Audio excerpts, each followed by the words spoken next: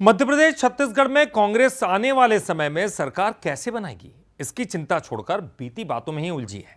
मध्य प्रदेश में साल 2020 में कमलनाथ की अगुवाई वाली सरकार कैसे गिरी, इसको लेकर दो सीनियर नेता यानी कि कमलनाथ और दिग्विजय सिंह एक दूसरे को जिम्मेदार ठहरा रहे हैं। दूसरी तरफ छत्तीसगढ़ में कांग्रेस के कद्दावर नेता रविंद्र चौबे ने मौजूदा नेतृत्व को कटघरे में खड़ा कर दिया है और भूपेश बघेल को अगुवाई करने के लिए वो पैरवी कर रहे हैं।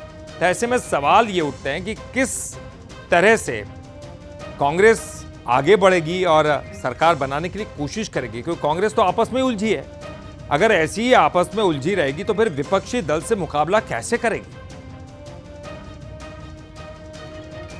और चलिए ज्यादा जानकारी के लिए बात करेंगे, सीधे रुख करेंगे। हमारे साथ हमारे न्यूज हेड शरद द्विवेदी जी जुड़ गए हैं। शरद जी, चुनाव दर चुनाव हमने देखा है कि लगातार कांग्रेस जिस तरह से असंतोष कांग्रेस में पनपता है वो कभी खत्म होने का नाम नहीं लेता, गुटबाजी कभी खत्म होने की नाम नहीं लेती। इतने सारे चुनाव हार चुके हैं, आगे कैसे वो आगे बढ़ेंगे? क्योंकि लगातार हमने देखा बीजेपी में भी, इधर मध्य प्रदेश में भी और छत्तीसगढ़ में भी कांग्रेस के बड़े नेता ही आपस में लड़ रहे हैं।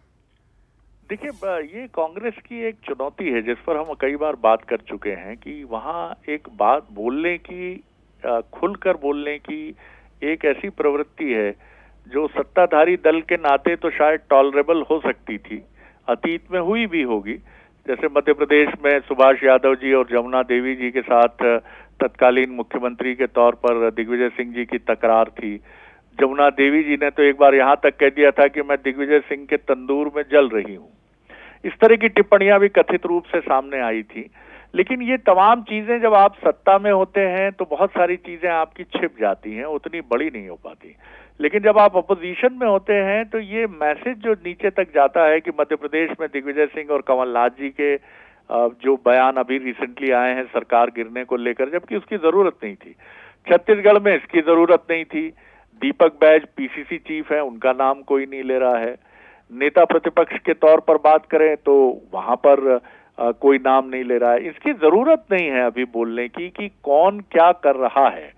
सवाल यह है कि कांग्रेस एक कलेक्टिव लीडरशिप के साथ आगे बढ़े और खड़ी हो दोनों राज्यों में।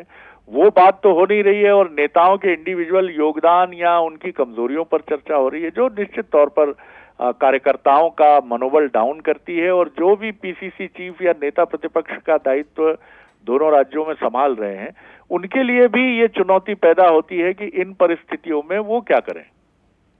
बिल्कुल निश्चित ही शरद जी, और ये कांग्रेस के लिए बहुत बड़ी चुनौती है। इससे पार पाएगी तब जाकर तो आगे बीजेपी से लड़ पाएगी और अगली बार सरकार बनाने